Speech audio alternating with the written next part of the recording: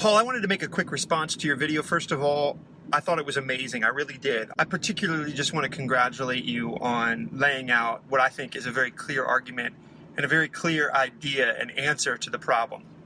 And I think it's a perfect example of how, in most instances, we can agree with the bread and butter and disagree on the periphery. And I think that's most cases, actually, and it's never framed like that. And I also think if the goal is to have some fruitful and profitable conversations, a lot of the energy should be spent understanding where the other perspective is coming from and speaking to that perspective so that you're persuading rather than just pontificating. And there's so much of that. First of all, the approach that this Muslim or this group of Muslims took in the idea of the rose, and then the thoughtful and, by the way, very well articulated and very well written letter. I think that's just amazing. I think that's personal. I think that cuts through all the hyperbolic nonsense and the miscommunications. And although there are people that will disagree with substance, there's a lot in that letter that, nobody disagrees with. And one of my frustrations is that there's an assumption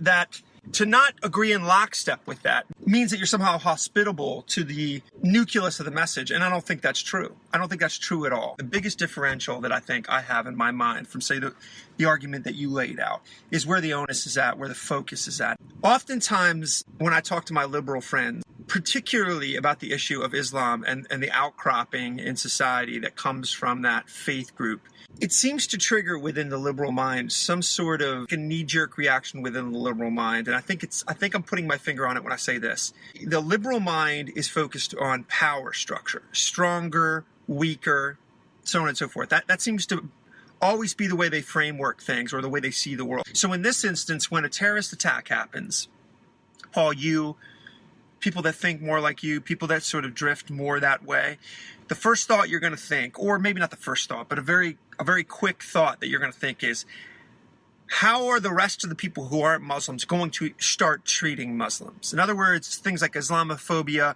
fear of Islam, immediately is going to trigger your mind, and you're going to worry about this. You see this in various political personalities and stuff in their rhetoric.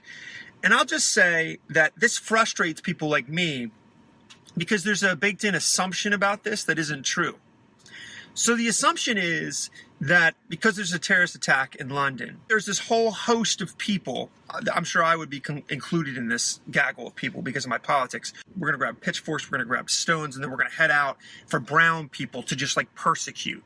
And that's an extreme version, but I think something like that rolls through the liberal mind. Well, that's just fundamentally not true. And I would argue that America has a great track record of that not being true. Yes, there are major problems with race, major problems in our history with religious integration, all that stuff. But that's on one side of the scale. The other side of the scale is an immense success, especially when you compare it to everywhere else on the planet.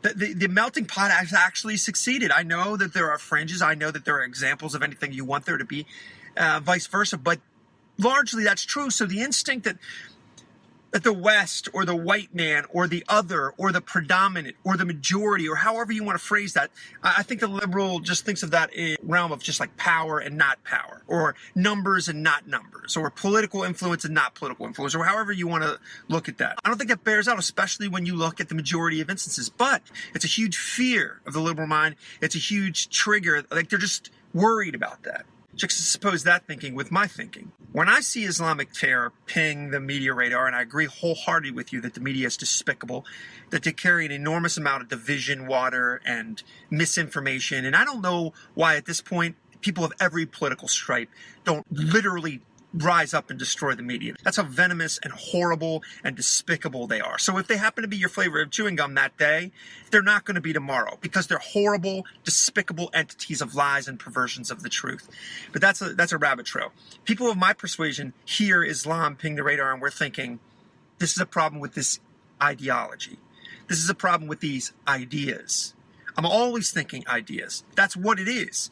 It's ideology, it's ideas. It's not people, it's not shades of skin, it's not others, it's not who I'm afraid of. It's good ideas versus bad ideas. That's all I think about politically.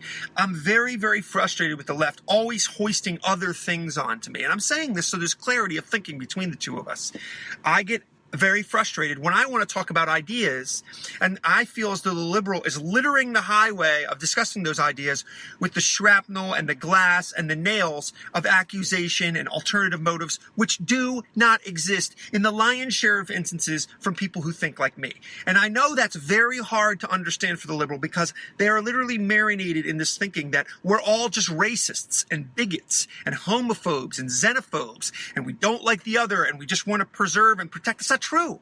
Of course, there are those people, and I would sadly remind you, there will always be, from now till man no longer walks the planet, there will always be said people. But this is almost such an outlier as to not even be worth discussion.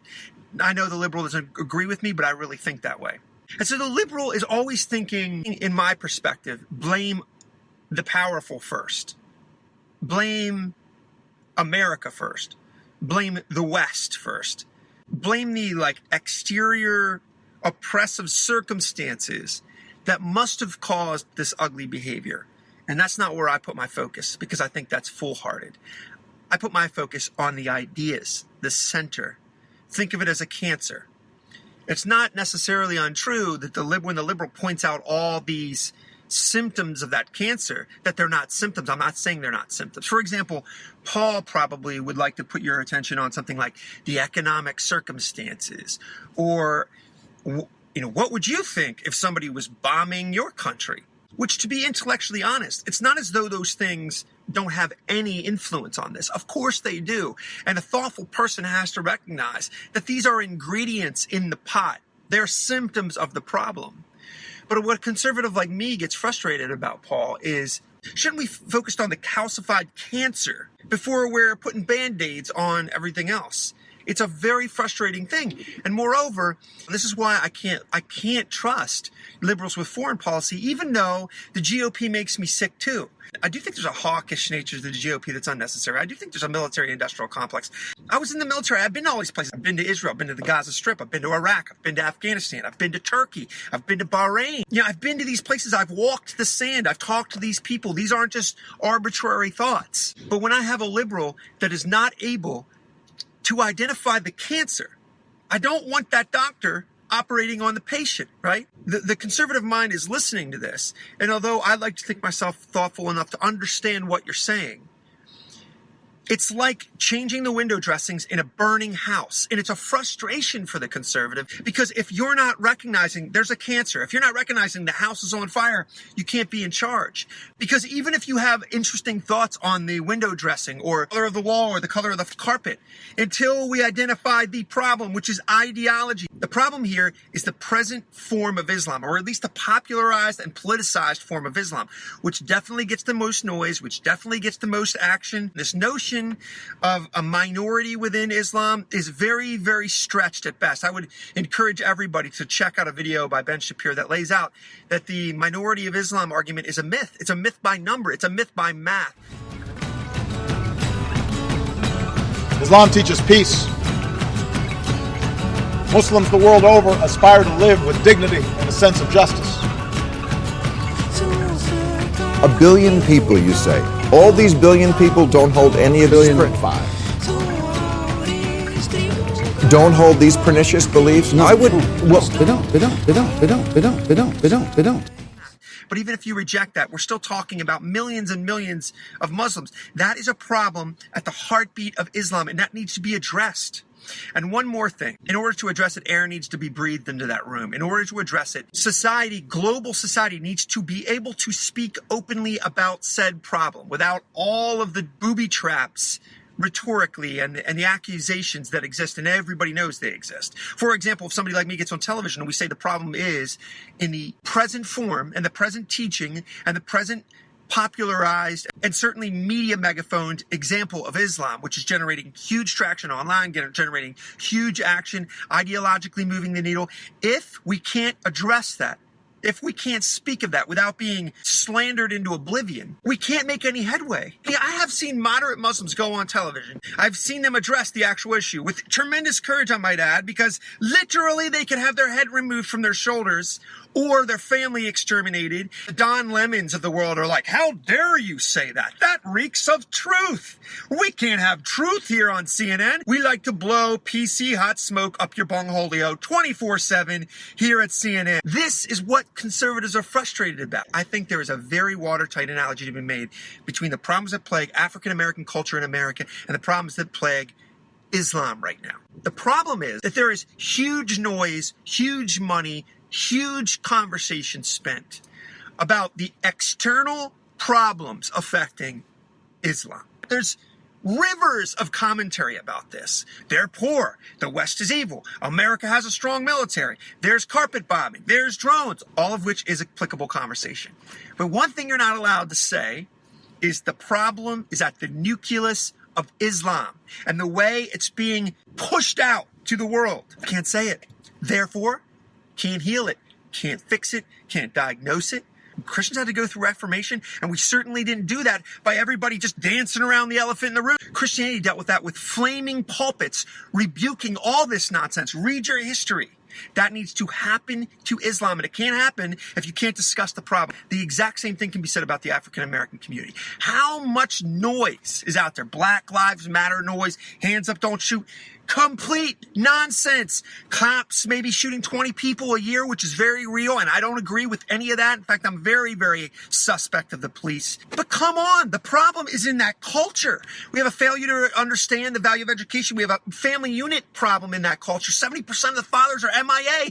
These are obvious problems. And if somebody cared about the community and didn't just want to pat themselves in the back or feel peacock proud about having the right PC talking points, but actually cared about the community, they would address that. But every African American that addresses that, from Ben Carson to Clarence Thomas, they are literally lynched by way of our social media platforms. It's ridiculous. The same is true if you can't speak truth, if nobody can say what's actually true, and instead you got the Al Sharptons and the Jesse Jacksons of Islam being the only ones with the mouthpieces, the problem will calcify. The problem will calcify. Basically, the African Americans are losing 20, 30 lives, sometimes a week in Chicago because you can't speak of black-on-black crime, which is actually the threat to African Americans in this country, or at least the most predominant and deadly threat.